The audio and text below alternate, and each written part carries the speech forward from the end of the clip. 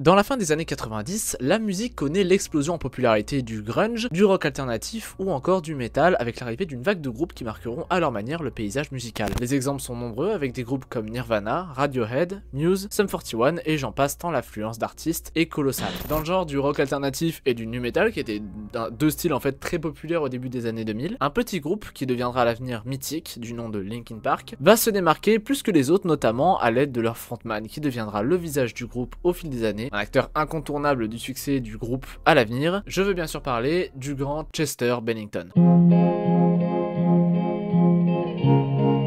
Why do we make music? Because we love it. It's what we live for. Vous l'avez compris, aujourd'hui on va retracer la vie et le parcours de l'un des chanteurs les plus incontournables de sa génération. Et vous allez voir que Chester, durant toute sa vie, va clairement être confronté aux pires horreurs, aux pires traumatismes, entre addiction, attouchement et combat contre la dépression, malgré le succès monumental qu'il aura. Avant de nous lancer dans cette histoire, n'hésitez pas à vous abonner, à partager si la vidéo du coup vous plaît. Vous êtes de plus en plus nombreux, c'est un truc de fou, on a atteint les 5000 et quelques, je sais même plus. Je suis trop content, merci énormément. Et quant à nous, on rentre enfin dans le vif du sujet.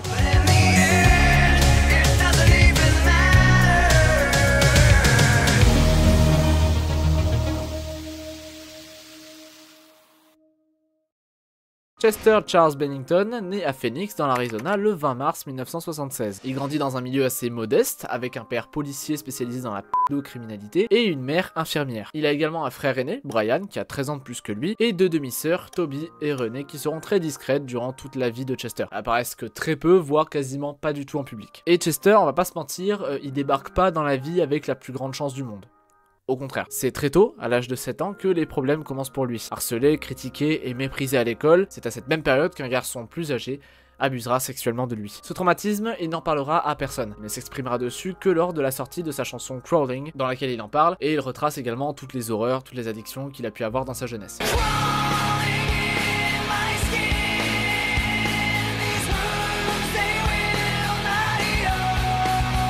Et en avançant, on peut se dire que il a pu vivre avec ça, que bon voilà, maintenant tout va mieux. Alors oui, en effet, tout allait mieux à cette période-là, sauf qu'en fait, ce genre de trucs-là, tu les gardes à vie. Voilà, tu ne peux pas en fait effacer ça de ta tête, à moins que des gens arrivent à réussir ça, et franchement, chapeau. Chester n'en a pas fini avec les problèmes, puisqu'à 11 ans, suite au divorce de ses parents, l'enfant de Phoenix tombe peu à peu dans l'alcool, et divers drogues qui le suivront encore jusqu'à la fin de sa vie. Au même moment, il ira vivre chez son père pendant toute cette période, et n'empêche, on se rend pas compte, mais 11 ans, c'est quand même un truc de fou de vivre ce genre de choses à 11 ans, de se dire que à l'âge où tu rentres dans ta préadolescence, même pas ton adolescence, ta préadolescence, vivre ce genre de choses là, c'est clairement traumatisant pour un gamin, même pour n'importe qui. Et dites-vous que jusqu'à ses 16 ans, ça va persister, c'est-à-dire que ça va pas s'arrêter en fait en 5 ans. Non, jusqu'à ses 16 ans, ça va continuer. Et le problème, c'est qu'en fait, quand tu tombes dans ça très tôt, j'ai l'impression de parler pour moi, mais pas du tout, vraiment. Sa vie, c'est tellement un enfer permanent que même adulte, il se qualifiera même de junkie. Alors que derrière, en étant adulte, les 3 quarts de ses problèmes sont partis. Enfin, les 3 quarts, j'abuse un petit peu, peut-être un quart.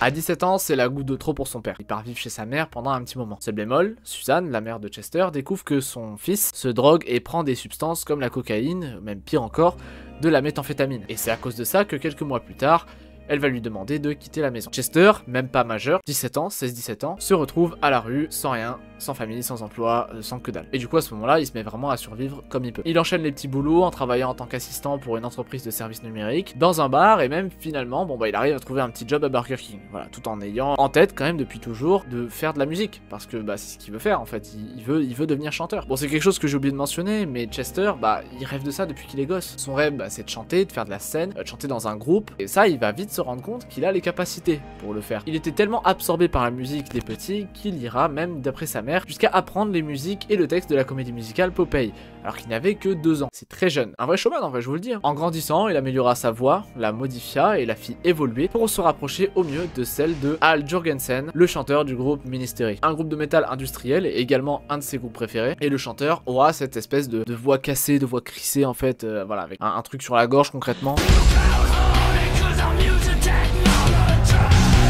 Et c'est quelque chose que Chester va essayer d'adopter en tant que chanteur. À la seule différence que Chester ne voulait utiliser aucun effet et artifice pour que sa voix change. Il voulait vraiment qu'elle soit le plus naturelle possible. Et c'est comme ça qu'après des années d'acharnement, le destin va finalement frapper à la porte.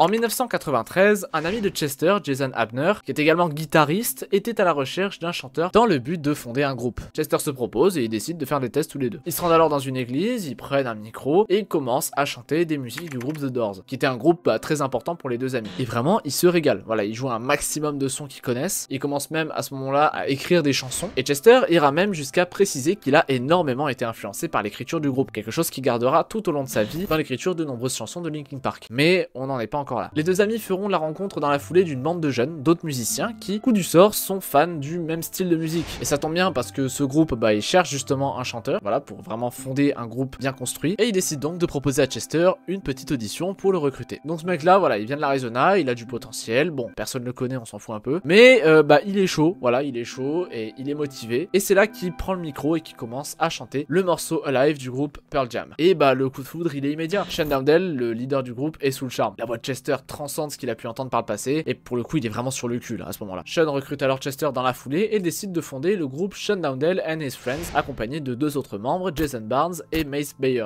La même année, le groupe sortiront leur premier EP comprenant les sons Painted Pictures, Kill the Flies et God Afraid. Désolé mon accent. Là, je suis fatigué de l'anglais, là, ça suffit.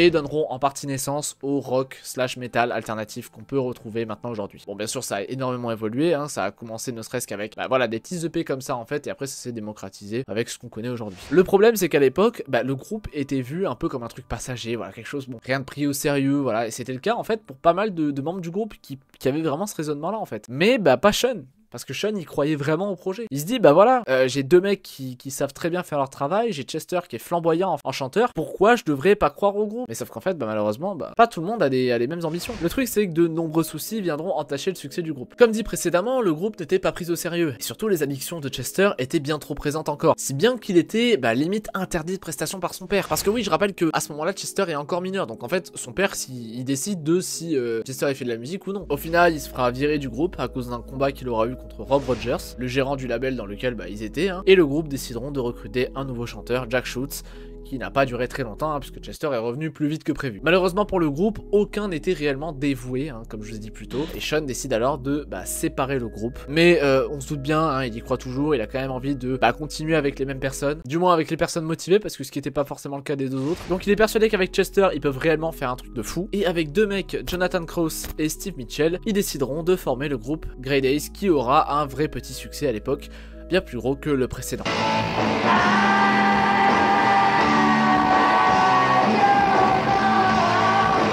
Au fil des années, le groupe sortira 2 albums en 1994 avec Wake Me, puis No Sun Today en 1997. Ce succès permettra à Grey Days de faire mieux connaître les membres à travers tout le continent, et surtout son frontman qui va s'illustrer mais fois 1000, Chester. Mais malgré le succès, on sent bien une volonté de la part de certains membres de prendre des chemins différents. Et d'ailleurs, le groupe va connaître un paquet de chamboulements. Il y a des membres qui viennent, qui partent, c'est n'importe quoi. Dites-vous qu'en 6 ans d'activité, ils ont eu 9 membres différents. Alors, j'arrive pas à me rendre compte si c'est énorme ou pas. Personnes qui sont dans des groupes de rock metal ou même d'autres choses, n'hésitez pas à me dire dans les commentaires si vous sentez peut-être que c'est trop ou pas assez. Mais je trouve que c'est quand même énorme. Sauf qu'en 98, c'est clairement la goutte de trop pour le groupe. Les membres du groupe sont trop distants, s'individualisent beaucoup trop, et c'en est trop pour Chester, qui décide tout simplement de quitter le groupe. Et au final, c'est dommage que l'histoire se termine comme ça pour Grey Days. Le groupe n'aura pas forcément une immense carrière. Dites-vous même qu'en 2002, Chester était prévu pour revenir, le temps d'une soirée caritative, mais qu'au final, ses obligations avec Linkin Park ont fait qu'ils n'ont jamais pu faire ce concert. Et je trouve ça dommage, mais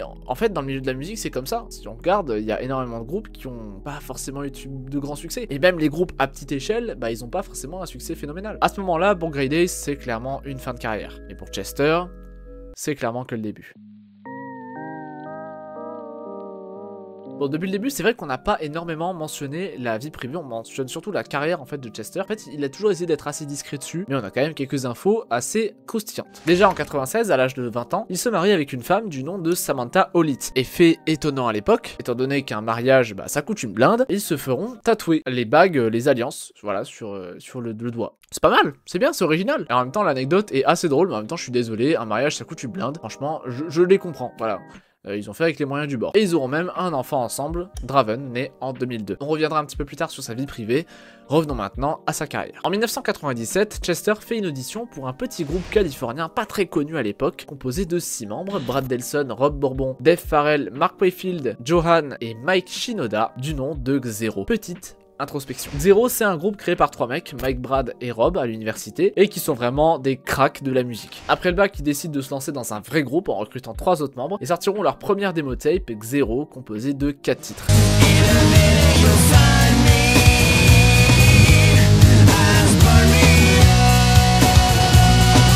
Rien qu'à l'époque, on pouvait quand même pas mal distinguer la direction que le groupe allait prendre par la suite. Seulement, le groupe ne connaîtra aucun succès dans cette période, pas de chance. À savoir qu'à ce moment-là, il y a quand même pas mal de tensions du côté de Wakefield, le chanteur du groupe, qui prendra la décision de le quitter pour devenir manager d'un autre groupe de nu metal, dont je n'ai pas le nom d'ailleurs, j'ai peut-être oublié de noter le nom. C'est terrible, super, le mec est pas professionnel du tout. Et comme si c'était pas déjà embêtant, on a aussi Dave Farrell qui mettra Xero entre parenthèses pour se concentrer sur son autre groupe. Un sacré chamboulement donc pour un groupe qui vient à peine de naître. Le groupe se met alors à chercher leur futur frontman et il tombe sur ce mec là d'Arizona, Chester Bennington. Là voilà, il a l'air de bien chanter, il a fait 2-3 trucs avec Grey Days. Bon, tant mieux, on devrait peut-être lui donner sa chance. Chester passe l'audition. Et c'est une validation totale chez Xero.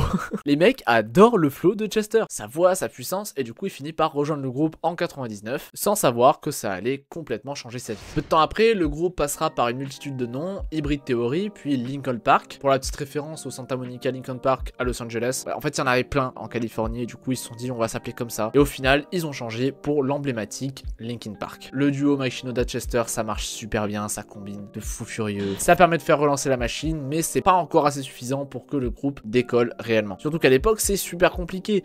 Les paroles ne plaisaient pas du tout au label qui pensent qu'elles sont trop introverties en comparaison à des groupes comme Limp Bizkit qui raflaient tout à l'époque avec leur style et ils ne croient tout simplement pas au projet. Ils pensent réellement que c'est casse-gueule, du coup absolument personne ne leur fait confiance. Et franchement, dites-vous même qu'ils ont été refusés plus d'une 40aine de fois. Dans 40 labels différents, c'est un truc de fou en vrai. Et c'est là que rentre l'un des héros de l'ombre, un certain Jeff Blue. Alors, Jeff c'est qui? C'est tout simplement le type qui a recommandé Chester Bennington à Linkin Park. Voilà, rien que ça. Donc c'est quelqu'un qui connaît le groupe, qui connaît en tout cas une personne du groupe, qui sait de quoi le groupe est capable, il connaît le potentiel de celui-ci. Et c'est l'un des seuls à se rendre compte vraiment de la poule aux œufs d'or qu'est Linkin Park. Et Jeff il va faire clairement l'une des plus grandes masterclass de l'époque en rejoignant Warner Bros Records. Pourquoi vous allez me dire? Pour faire tout simplement signer Linkin Park dans le label. Le mec est trop fort, c'est littéralement Agüero en PL contre Queen's Park.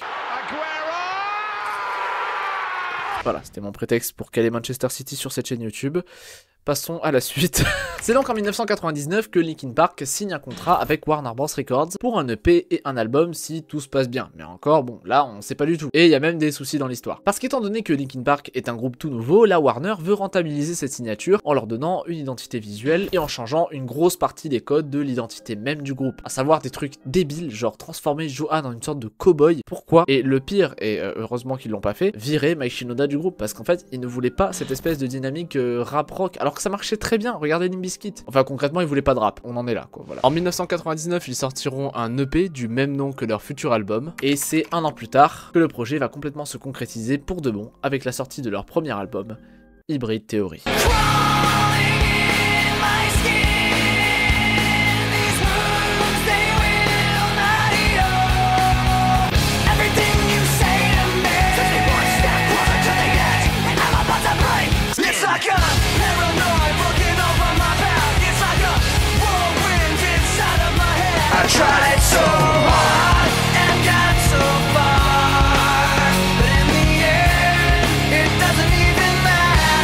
Disque d'or en 2 mois, 4,8 millions d'albums vendus sur l'année 2001. Faut dire qu'ils ont fait une razzia sur l'industrie en plein milieu de l'explosion du nouveau mouvement nu metal justement. Et Hybrid Theory frappe tellement fort que la chanson Crawling gagnera même un Grammy en 2002 pour la meilleure chanson hard rock. Je sais pas si vous vous rendez compte de la dinguerie en fait, les mecs ils viennent d'arriver. Et la dinguerie elle va continuer puisqu'ils seront même nominés à 2 reprises dans les catégories meilleur nouveau groupe et meilleur album rock. Du jour au lendemain, Linkin Park devient un groupe mondialement reconnu et enchaîneront succès après succès. Et d'ailleurs ce qui va faire énormément partie du succès, c'est pas seulement la dynamique de groupe, les instrus et tout, bah c'est surtout voilà l'une des raisons pour lesquelles Linkin Park aujourd'hui c'est l'un des groupes les plus connus de l'histoire. Et vous l'avez compris, on en parle depuis le début de la vidéo est sur lui, c'est bien Chester, parce que Chester en fait il va tellement connaître un succès monstrueux qu'il va s'élever au rang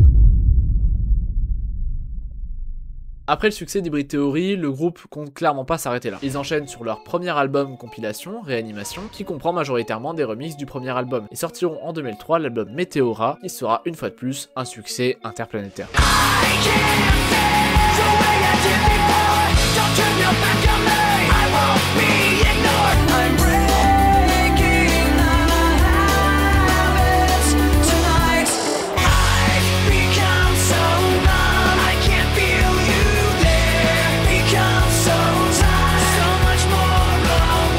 Et d'ailleurs je vous mets aussi l'une des musiques que j'aime le plus dans le groupe qui vient justement de Meteora, From the Inside, que je trouve absolument incroyable, qui est archi sous-côté.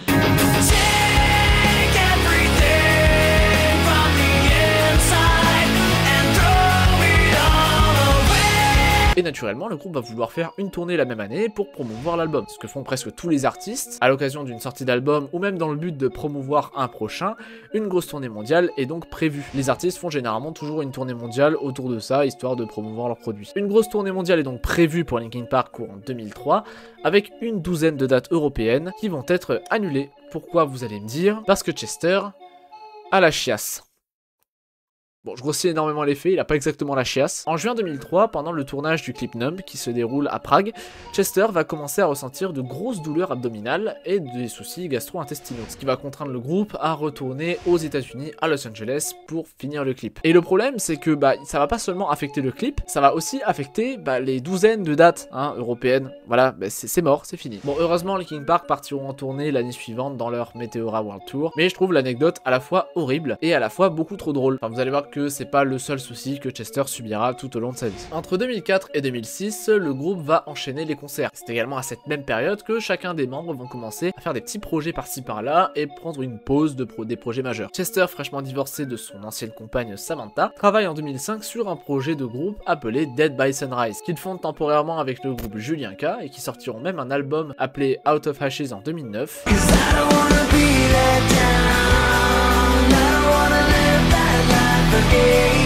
Il participera à quelques projets annexes aux côtés de Jay-Z notamment, avant de revenir pour la production du prochain album de LP. Année après année, le groupe enchaînera les succès, avec un nouvel album studio Minutes to Midnight en 2007 qui comprendra cette fois-ci des titres iconiques que je pense... En fait, le truc c'est qu'ils ont enchaîné 3 bangers, c'est insupportable. I've given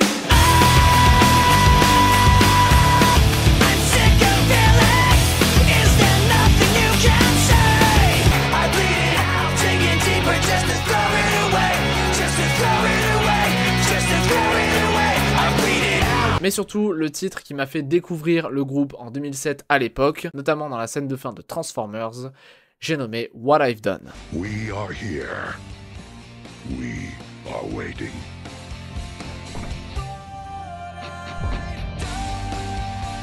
Avant de continuer sur cet album, je tenais à mentionner quelque chose que j'ai pas encore mentionné jusqu'à présent, et pourtant un élément qui est super important, l'engagement humanitaire et écologique. 2004 et 2005, ce sont des années assez noires en termes de catastrophes écologiques, avec 2 ouragans monstrueux, l'ouragan Charlie en 2004 et l'ouragan Katrina l'année suivante, qui ont fait à presque eux deux presque plus de 2000 victimes. Le groupe participera à de nombreux événements caritatifs pour aider les victimes des ouragans. Ils continueront dans d'autres projets caritatifs et feront même des dons du coup à des très nobles causes. Fallait que je mentionne ça parce que c'est non négligeable. Et restez bien jusqu'à la fin de la vidéo parce que j'ai un petit projet à vous présenter concernant ça. 2005, c'est aussi à cette même période que Chester épouse celle qui deviendra sa deuxième et dernière femme, Talinda Bentley. Ensemble, ils auront Tyler Lee, né en 2006, et 2 jumelles nées en 2011. Chester aura également un enfant du nom de Jamie, né quant à lui en 1996, ça remonte à un peu loin, qu'il aurait eu avec une femme du nom de Elka Bland, mais la relation entre les deux est assez ambiguë. Je crois que d'ailleurs il a eu un autre enfant, qui est lui pour le coup, on sait pas si c'est biologique ou pas. On sait que Jamie par contre c'est biologique, mais que l'autre enfant en question, ça l'est peut-être pas, c'est un peu compliqué. Bref, voilà, en tout cas on sait que Jamie c'est sûr et certain. Avec le succès de Minutes to Midnight, on a en droit de se demander jusqu'à où le succès peut aller, parce que les mecs sont en train de tout rafler. Ils roulent complètement sur l'industrie, font des collabs avec Jay-Z, se produisent aux Grammys. Honnêtement, tout va bien. Tout va bien. et à la fois pas vraiment. Les deux albums qui vont suivre après ça vont malheureusement subir une énorme chute d'audience. Certes, du coup ça reste Linkin Park, ils font vendre des places de concert, ils font vendre des produits dérivés, ils font vendre des albums, mais bah malheureusement le style est plus aussi populaire qu'avant. Il faut dire qu'entre temps de nombreuses choses ont évolué au niveau de la musique. L'arrivée de la house et des gros hits à coups de David Guetta et tout, je sais plus si vous vous souvenez, mais c'était le bazar, Fun Radio et tout, il y avait que ça. Cette période de doute, le groupe va en profiter pour travailler sur quelques éléments à changer pour leur 4e album studio en préparation. Ils promettent un gros changement de genre pour ce prochain album qui serait le début d'une nouvelle ère pour le groupe. Et malheureusement à la sortie de l'album A Thousand Suns, le pari n'est pas forcément hyper convaincant pour la plupart des gens d'après les différentes critiques. Mais cependant ça reste quand même un album très apprécié par les fans et ça m'a étonné quand j'ai fait mes recherches pour cette vidéo, mais c'est vrai que c'est un album qui va loin dans son propos, dans ses sujets et qui plaît à beaucoup plus de gens que ce que je pensais au final. Malgré que le succès soit pas aussi flamboyant qu'un Meteora ou un Minutes to Midnight, il arrive quand même à faire le taf. Seul bémol, les sons seront pas forcément très populaires. Les deux seuls sons qui arriveront vraiment à se démarquer, c'est Waiting for the End et The Catalyst. Je crois que le dernier d'ailleurs restera dans les charts quand même pendant 14 mois, ce qui est pas mal.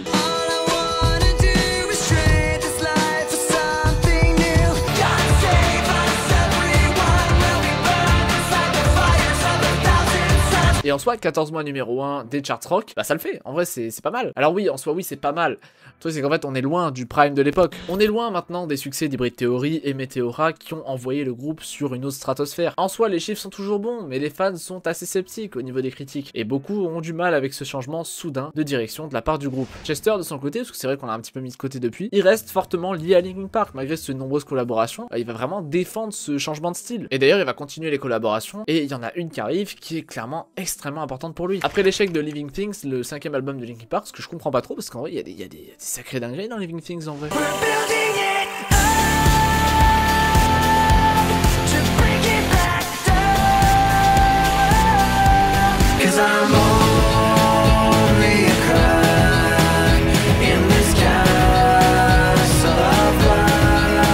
Le groupe se retrouve dans une légère impasse, et c'est l'occasion pour Chester non pas de quitter le groupe, mais de prendre les opportunités qui viennent à lui. En 2013, le groupe Stone Temple Pilots est à la recherche d'un nouveau chanteur, suite au renvoi de Scott Weiland, leur chanteur initial. Il recrute en mai de cette même année Chester, qui est un très grand fan du groupe, d'ailleurs un énorme accomplissement pour lui, le mec voulait absolument jouer dans ce groupe-là, et c'est clairement un de ses groupes de rêve, c'est comme le premier groupe qu'on a abordé au début. Et ce qui est bien avec Linkin Park, c'est que aucun membre en fait n'empêche l'autre d'évoluer dans d'autres groupes, de faire des collaborations, il y a une sécurité, il y a une confiance entre eux que je trouve exceptionnelle, et Chester d'ailleurs il sera redevable mais jusqu'à la fin de ça. La collaboration elle va durer un total de 2 ans, de 2013 à 2015, avant que Chester ne se concentre pleinement sur Linkin Park. Il aura même eu l'occasion de sortir un EP avec le groupe intitulé High Rise avec 5 sons que voici.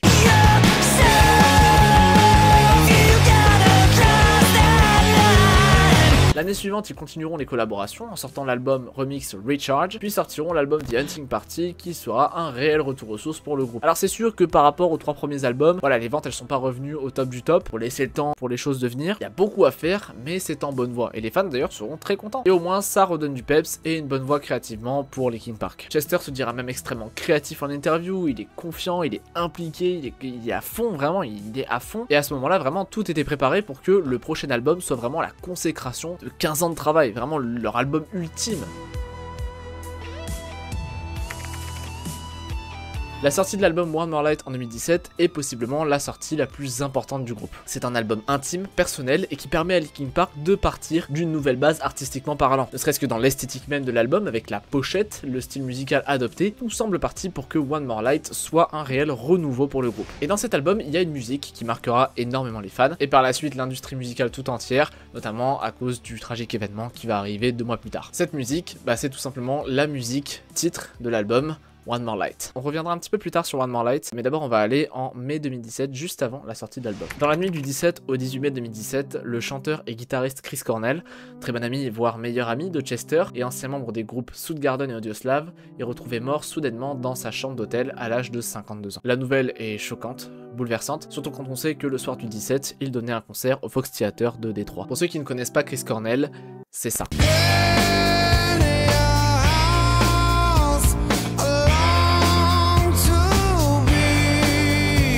Black hole sun, won't you come wash away the rain? Et à savoir que c'est une personnalité quand même assez importante, notamment dans les années 90, grâce à sa voix, grâce à sa manière de chanter. C'est également, comme je vous ai dit juste avant, un très bon ami de Chester Bennington, et sa mort a vraiment été un choc, mais violent en fait pour le chanteur. Chris était en plus à l'époque en pleine bataille contre la dépression depuis de nombreuses années, et également dans un gros combat contre des problèmes liés à la drogue. Les spécialistes accuseront les anxiolytiques qu'il prenait comme lativant peut pousser les patients en fait à avoir de nombreuses pensées suicidaires. C'est en tout cas ce qu'affirme l'avocat de la famille, Kirk Passage.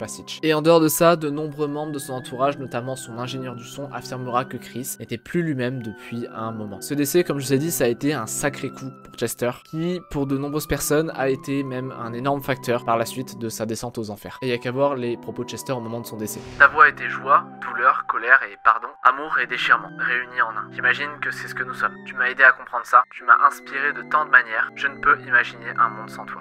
Cette dernière phrase, annonciatrice de ce qui allait arriver, fera énormément parler, notamment 2 mois plus tard, avec le tragique événement qui va suivre. Mais pour Chester, à ce moment-là, perdre une personne aussi chère à ses yeux, dans un moment où sa santé mentale est également au plus bas, ça allait forcément amener à l'inévitable.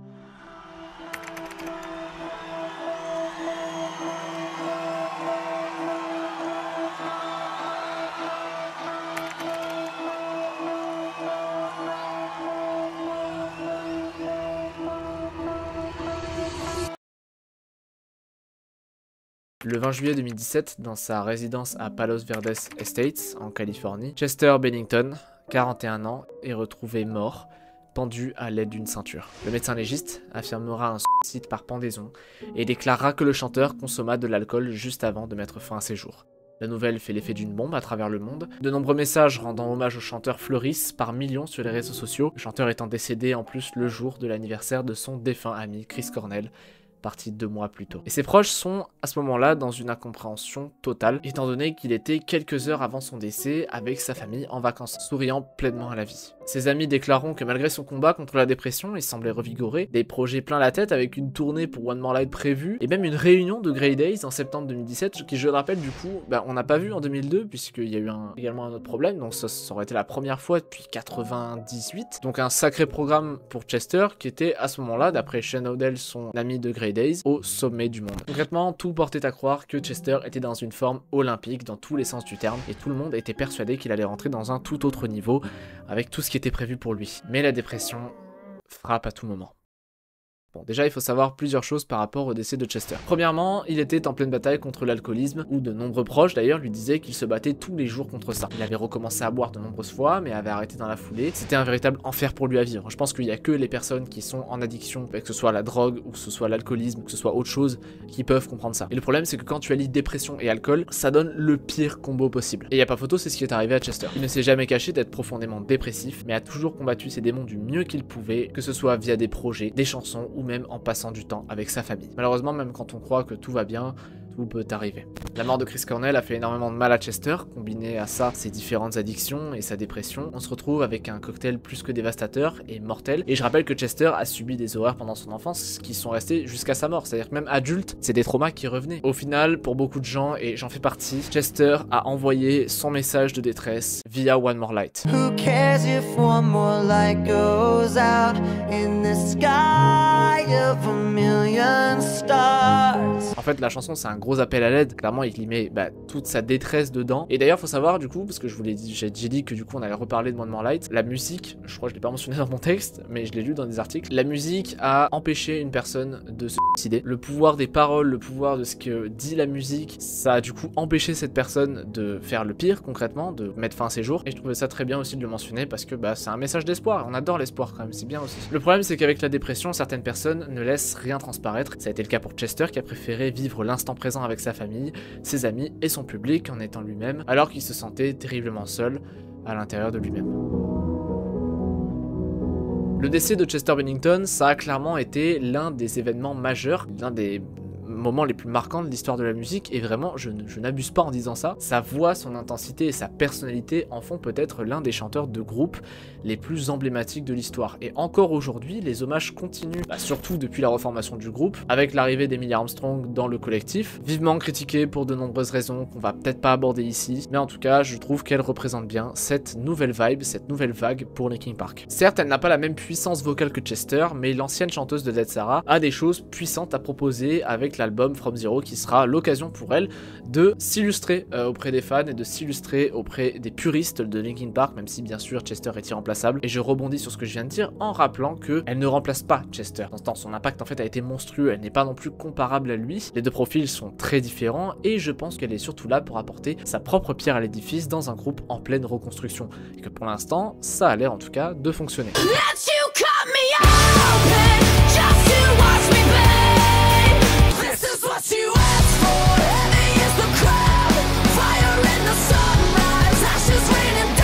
Laissons une chance à l'avenir de nous donner tort ou raison. Chester Bennington est et restera à jamais l'une des personnalités les plus emblématiques de la scène rock metal, et sa mort n'est que la cause des effets terribles de la dépression et des addictions. Talinda, sa femme, ouvrira même suite à ça une association pour aider les personnes à combattre la dépression et les aider pour ceux qui ont des pensées suicidaires. Et même son impact du côté des fans. Dites-vous que tous les jours, il y a des messages sous ses posts qui disent bah tu me manques, machin. Les gens ont été marqués par Chester Bennington parce que bah il a une voix unique. Le mec est unique de base. Même sa personne, c'est un mec qui est plein de cœur. Et même moi à l'époque, même si quand il est décédé j'avais 17 ans, ça me faisait un coup, ça m'a fait un coup mais énorme. En clair, on ne peut pas ignorer l'impact qu'a eu Chester Bennington sur nos vies. Sa personnalité, sa voix et son sourire resteront à jamais dans nos mémoires et on continuera d'écouter à fond les musiques de Linkin Park, Grey Days et tous les projets dans lesquels il a été pour qu'il puisse continuer de vivre à travers la musique. Merci d'avoir regardé cette vidéo, j'espère qu'elle vous aura plu. Ça fait un petit moment que je voulais parler de Chester sur la chaîne, voilà, quand j'ai repris, même j'hésitais entre celle de Chris Benoit et Chester, voilà, au final c'est Chris Benoit qui est passé en premier parce que bon, à l'époque il y avait pas mal de vidéos sur le sujet qui étaient sorties. Du coup je me suis dit que j'allais sortir celle-là un petit peu plus tard, et vu que c'est l'occasion parfaite, hein, il y a l'album qui va sortir de Linkin Park, je me suis dit que c'était super de sortir la vidéo maintenant. Ici ça sort sur le buzz, non c'est horrible de dire ça. Avant de vous quitter, je voulais vous parler d'une association de protection animale qui m'a contacté il y a pas longtemps pour parler de leur projet en vidéo et pour le promouvoir parce que je trouve que c'est une super cause honnêtement. Je précise avant tout que je suis pas du tout payé, sponsorisé ou quoi que ce soit, voilà, je le fais vraiment par pur volontariat et de toute manière je voulais en parler parce que voilà, vous savez à quel point les animaux ça me tient énormément à cœur. L'association s'appelle Volcanimo et rassurez-vous, voilà, j'ai fait mes petites recherches, hein, ils sont totalement réglo. C'est une association qui lutte depuis 2018 à la protection animale et rien que sur l'année 2023 ils ont sauvé plus de 585 animaux, toutes espèces confondues, et dites-vous que rien que sur cette année ils en ont déjà sauvé plus de 400 et c'est super. Honnêtement ça force le respect, c'est trop bien. Malheureusement l'équipe manque d'une vraie structure pour accueillir les animaux et sont actuellement dans l'incapacité de poursuivre les travaux et les adoptions. C'est pour ça qu'il y a une cagnotte qui a été mise en place qui est valable jusqu'à novembre, donc vraiment n'hésitez pas à donner, ça leur permettra du coup de construire un endroit pour accueillir les animaux, un endroit propre, un endroit sécurisé, et ça aide en plus l'association à grandir là-dessus. C'est vraiment un projet qui leur tient à cœur, je le sais, et qui me tient à cœur également, donc je remercie toutes les personnes qui donneront, voilà, si jamais même vous voulez pas donner, partagez le post, partagez voilà sur la page et tout, je vous mettrai tous les réseaux, je vous mettrai le lien de la cagnotte également en description, je vous mettrai tous leurs réseaux si vous souhaitez les suivre. Franchement foncez parce que s'ils sont super, ils sont trop top, et honnêtement même 1 € c'est super. Donc voilà, merci à toutes les personnes qui partageront le lien sur les réseaux. Si vous avez aimé la vidéo, je vous encourage à liker, partager, vous abonner, commenter, faites péter le référencement parce qu'il n'y a que comme ça en fait que la chaîne arrive à grandir, et je me doute que cette vidéo ne sera pas monétisée. En même temps, quand tu regardes le nombre de trucs que j'ai utilisé, je vais me faire copyright dans tous les sens. Donc si vous voulez me soutenir, n'hésitez pas à partager la vidéo, c'est grave cool, j'ai la voix qui part en couille. Donc voilà, je tiens à vous remercier également pour tout le soutien que vous avez. On est presque 6000, c'est n'importe quoi. Je suis trop content, voilà, on vise les 10K avant la fin de l'année, comme ça, petite FAQ pour les 10K. Prochaine vidéo en octobre, j'ai hâte de vous y retrouver. A bientôt pour de prochaines vidéos, c'était Eldorak, ciao ciao.